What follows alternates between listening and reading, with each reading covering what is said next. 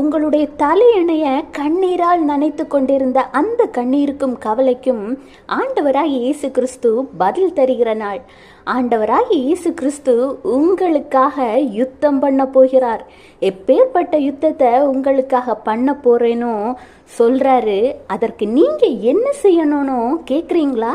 2 நாளாகமம் 20:17 இந்த யுத்தத்தை பண்ணுகிறவர்கள் நீங்கள் அல்ல, யூத மனுஷரே, எருசலேம் ஜனங்களே, நீங்கள் தரித்து நின்று கர்த்தர் உங்களுக்கு செய்யும் இரட்சிப்பை பாருங்கள், பயப்படாமலும் கலங்காமலும் இருங்கள், நாளைக்கு அவர்களுக்கு எதிராக புறப்படுங்கள், கர்த்தர் உங்களோடே இருக்கிறார் என்றான். பார்த்தீங்களா, ஆண்டவர் உங்களுக்கு ஒரு ரட்சிப்பை தரப்போகிறார்.